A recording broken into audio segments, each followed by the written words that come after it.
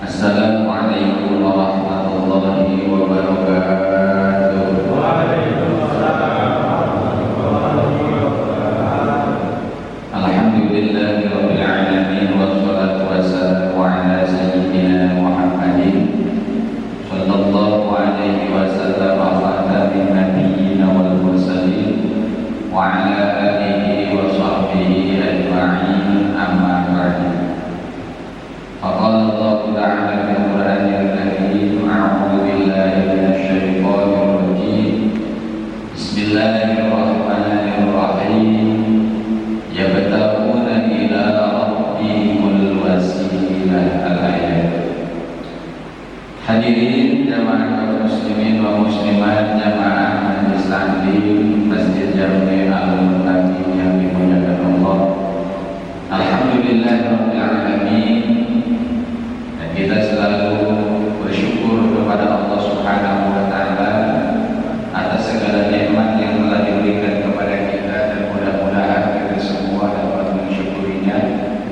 Mudah-mudahan kita semua tergolong orang-orang yang bisa mensyukuri segala nikmat Allah, dan mudah-mudahan kita semua bukan tergolong orang-orang yang kufur terhadap nikmat Allah, karena orang-orang yang kufur terhadap nikmat Allah akan diancam oleh Allah dengan siksaan yang sangat keji. Na'udzubillah min dzalik. Hadirin jamaah yang dimuliakan Allah Subhanahu wa taala, pada pertemuan kali ini insyaallah kita masih membahas tentang Faham Ibnu Taimiyah. Masih menjelaskan tentang Faham Ibnu Taimiyah, bahwasanya beliau mengharamkan bahkan mensyirikkan terhadap orang-orang yang berdoa dengan bertawassul. Salah satu Faham Ibnu Taimiyah yang bertentangan dengan akidah Ahlussunnah wal Jamaah adalah bahwasanya menurut beliau orang-orang yang memohon kepada Allah, orang-orang yang berdoa kepada Allah dengan melalui tawassul atau dengan melalui wasilah atau dengan melalui perantara, maka kata beliau itu hukumnya haram, bahkan orang yang bisa dihukumi sebagai orang yang musyrik karena menduakan Allah Subhanahu wa ta'ala. Na'udzubillah min dzalik wa min dzalik. Dan ini pun sekarang diteruskan oleh Wahabi Salafi Indonesia, bahwasanya orang-orang yang berdoa dengan tawassul itu hukumnya haram, bahkan syirik. Apalagi kalau mereka berdoa di kuburan, maka mereka termasuk orang-orang kuburiyun, katanya orang-orang yang kafir, bangsa kuburi orang-orang kuburan. Dan ini jelas bertentangan dengan akidah Ahlussunnah wal Jamaah. Ya. Karena akidah Ahlussunnah wal Jamaah membolehkan, bahkan menganjurkan ketika kita berdoa kepada Allah Subhanahu wa taala dengan bertawassul, dengan melalui wasilah, dengan perantaraan, berwasilah dengan para nabi dan rasul, berwasilah dengan para auliya Allah, berwasilah dengan para alim ulama, berwasilah dengan amal baik, berwasilah dengan sesuatu yang dimuliakan oleh agama. Karena mereka adalah orang-orang yang dicintai oleh Allah Subhanahu wa taala.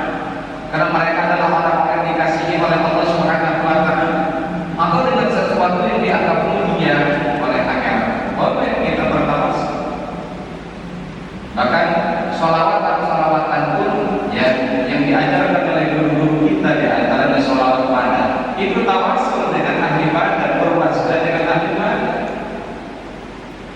Tawassalna bismillah wa bil hadi rasulillah wa kulli mujahidin lillah bi amril fadri ya Allah.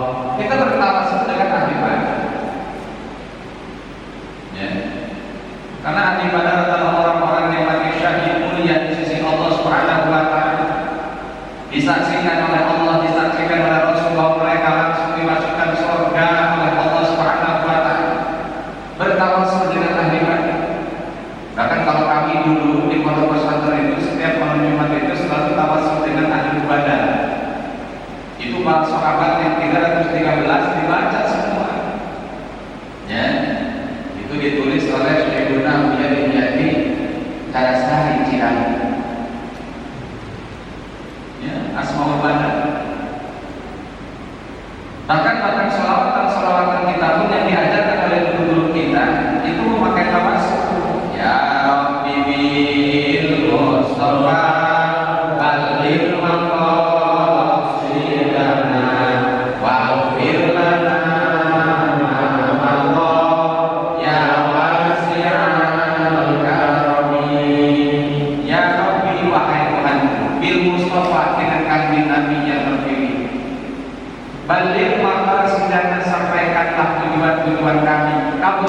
tujuan-tujuan kami. Waghfir lana ma madha, dan ampunilah dosa-dosa kami yang telah lalu. Ya wasi'al karami, dan yang maha luas kemuliaan. Jadi kita bertawassul dengan kanjeng Nabi Muhammad sallallahu alaihi wasallam agar hajat-hajat kita dikabulkan oleh Allah, agar dosa-dosa kita diampuni oleh Allah. Kita bermunajat kepada Allah, memohon kepada Allah dengan wasilah agar dikabulkan hajat kita dengan kanjeng Nabi yang terpilih. Dan itu sudah masyhur. Itu sudah masyhur yang diajarkan oleh guru kita. Ya.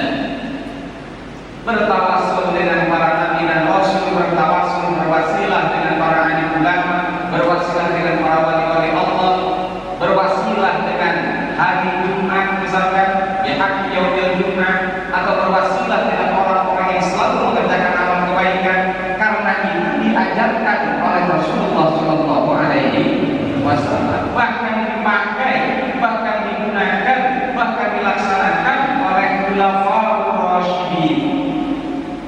Nanti insyaallah di belakang kita bahas bersama dengan dalil-dalil. Tetapi menurut paham Ibnu Taimiyah ini bertentangan katanya.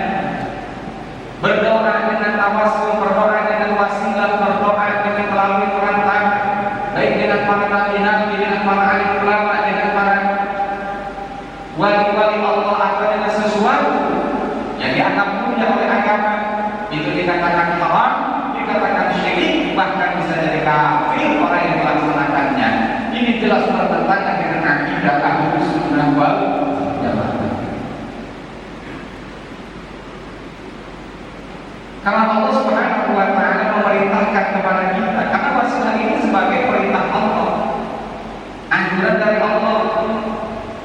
Allah Subhanahu wa taala berfirman, "Ya ayyuhalladzina amanu taqullaha wabtaghu ilaihil wasilah wajahidhu fi sabilihi la'allakum tuflihun."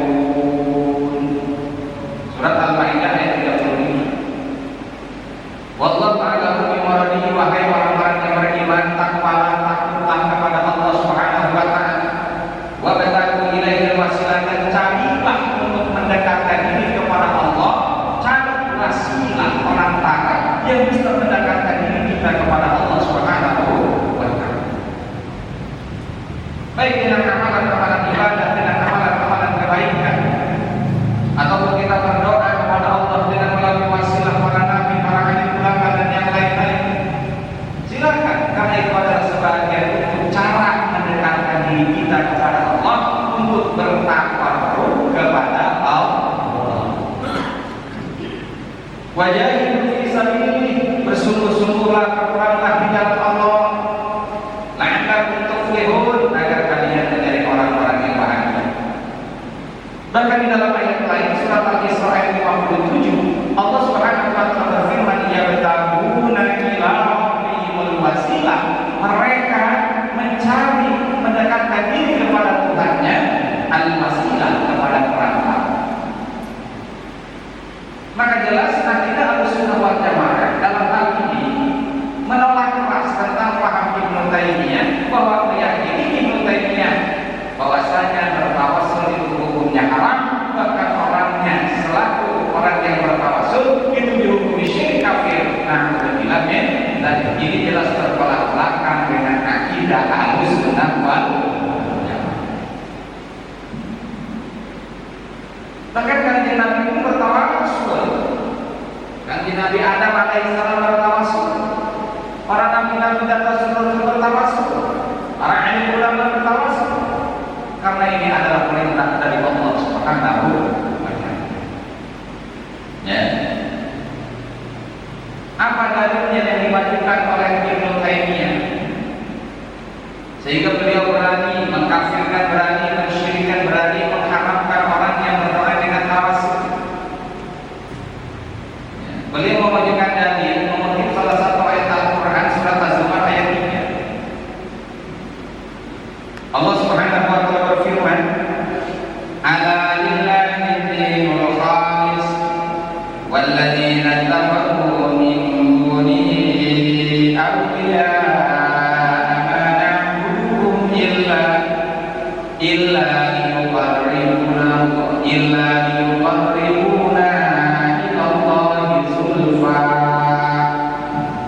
Inilah satu-satunya dalil yang diwajibkan yang dikemukakan oleh Syekh Ibnu Taimiyah. Kalau yang lain kan biasanya mengatakan Imam Ibnu Taimiyah. Karena memang junjungannya para Wahabi, junjungannya Mu'tazilah adalah Ibnu Taimiyah yang menjadi rujukan. Ya. Walaupun padahal Ibnu Taimiyah di dalam akhir hayatnya diterangkan di dalam kitab Al-Abdi, bahwasanya beliau kembali lagi kepada akidah Ahlussunnah wal Jamaah, tetapi itu tidak dipublikasikan, tidak disebarluaskan. Maka menjadi rujukan mereka adalah Ibnu Taimiyah. Padahal jauh sebelum itu ada seorang ulama Mu'tazilah yang kemudian kembali lagi kepada Ahlussunnah wal Jamaah, yaitu Imam Zamakhsyari. Al-Imam Zamakhsyari ini sepuluh dengan Al-Imam Ghazali radhiyallahu anhu tahun 500 Hijriah. Betapa pintarnya, cerdasnya Imam Zamakhsyari sehingga beliau mengarang kitab tafsir Quran namanya Tafsir Al-Kasyaf. Tafsir Al-Kasyaf ini tebal luar biasa, tetapi sangat disayangkan pada waktu itu Imam Zamakhsyari sedang dalam keadaan Mu'tazilah. Tapi alhamdulillah kemudian Imam Zamakhsyari kembali lagi kepada akidah Ahlussunnah wal Jamaah. Tetapi itulah karena sudah menyebar dan sudah dicetak dan kemudian sekarang dipakai oleh para Mu'tazilah. Yang sekarang Mu'tazilah itu namanya tidak digaungkan, sekarang namanya Wahabi. Wahabi malu mengakui Wahabi, sekarang ganti namanya Salafi. Coba aja sekarang. Ya, korban dikatakan bid'ah, sorban bid'ah, tasbih bid'ah, tasbih bid'ah. Jangan pakai tasbih bid'ah itu macam karena itu katanya kemudian orang Saudi, orang Budai. Ya, apalagi wah banyak. Karena mereka itu berpatokan berpaham bahwa segala sesuatu yang tidak dicontohkan oleh Nabi, yang tidak ada pada zaman Nabi, semuanya bid'ah. Kalau kita katakan yang baru sudah termasuk bid'ah, karena zaman Nabi belum ada muka seperti itu.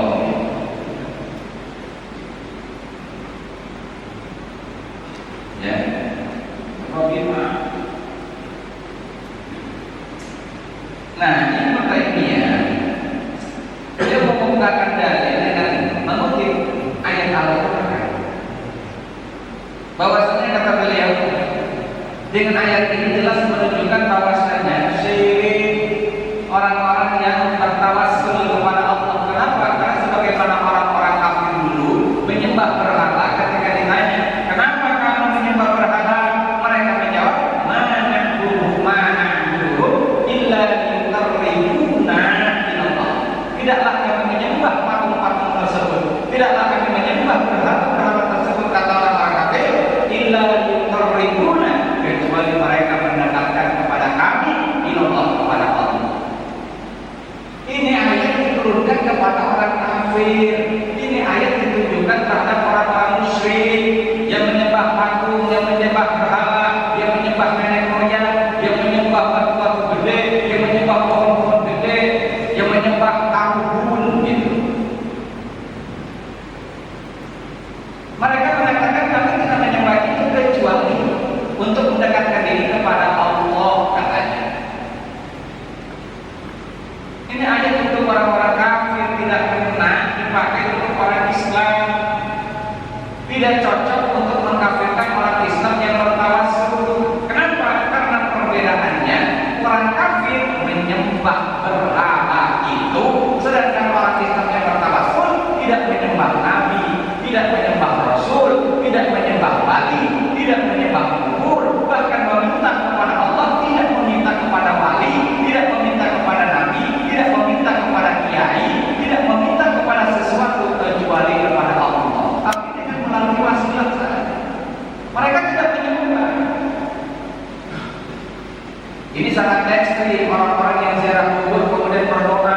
Ini kaum kuburiyun katanya. Kaum kuburiyun. Nah, ini bahaya yang rusak.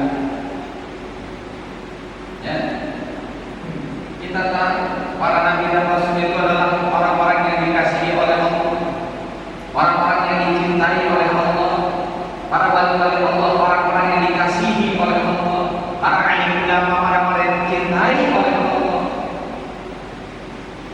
Begitu. Ya.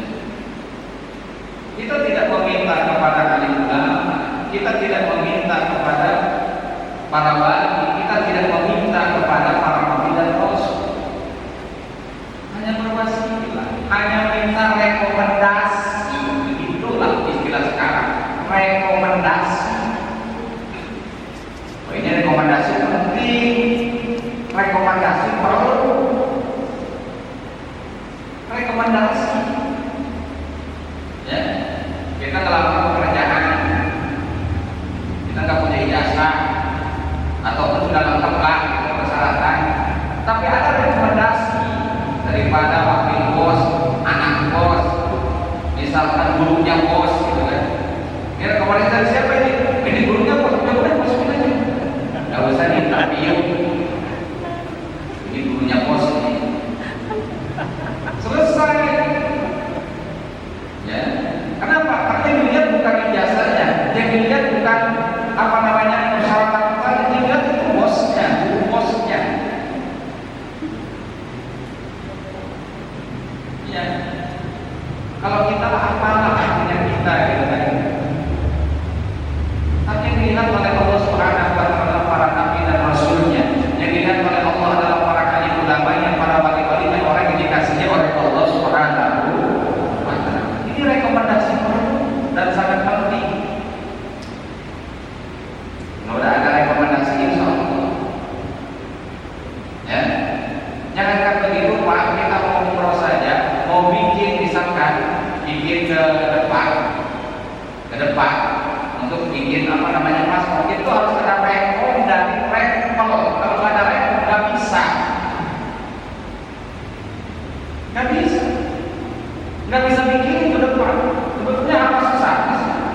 Orang mau bikin paspor, dia mau menambah devisa negara, memasukkan negara, bukan asal kenal pot yang paling panjang, bukan. Ini kan sekarang kayak wae, ya. Beli motor, beli mobil kita pikir-pikir ini asalnya pakai kemana ini? Karena kalau keluar asal itu nanti kena pajak kalau janji. Kenapa ada itu asal mobil, asal motor, nanti ngerokok keluarin asal kena pajak juga. Ya rokoknya udah mahal, pajaknya udah mahal, nanti keluarin itu keluar asal juga. Dan kita pajak juga kayaknya. Bisa-bisa nanti uang ini dia kena pajak juga. Kenapa? Karbon dioksida dikeluarin, pencemaran.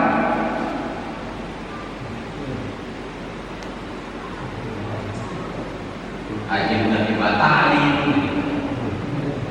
duitnya tak kemana.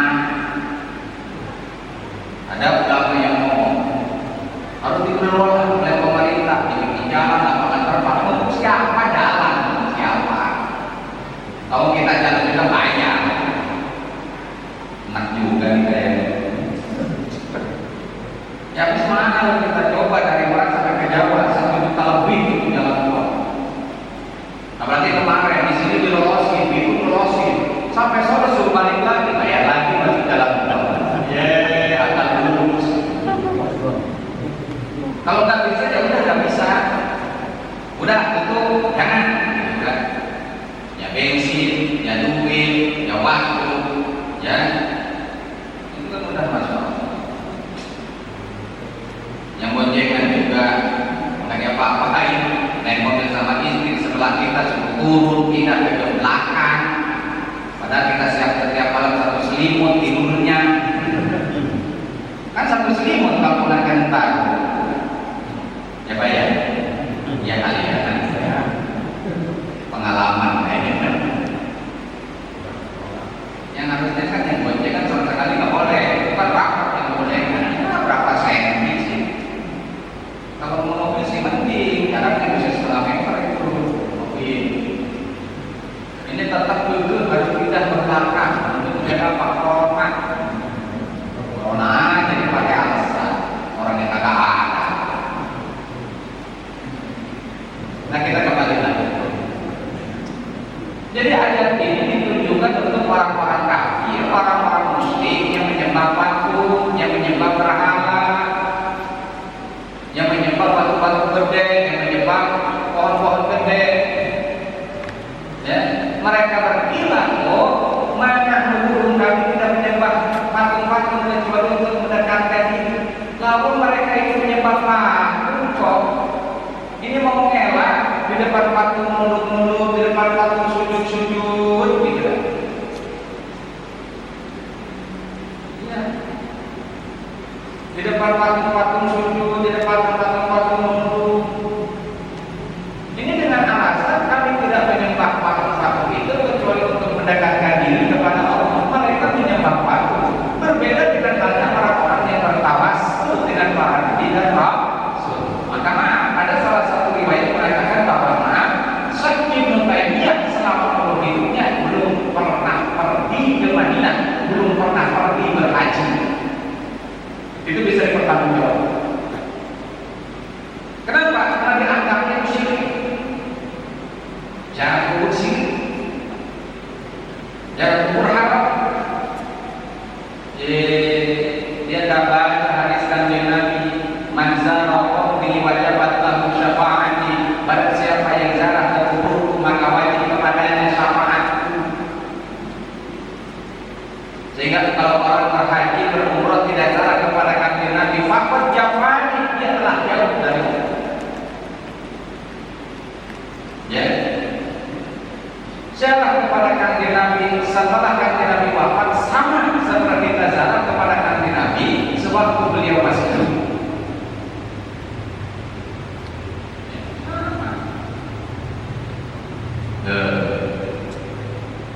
Dan jadi jelas bisa kita lihat di dalam kitab tafsir, baik itu Jalalain, tafsir Sawi, tafsir Ibnu Katsir, tafsir Tabari, tafsir Jama, ya, dan juga yang lain-lainnya. Ayat ini ditujukan kepada orang-orang kafir, diperuntukkan untuk orang-orang musyrik karena mereka menyembah patung, mereka menyembah berhala.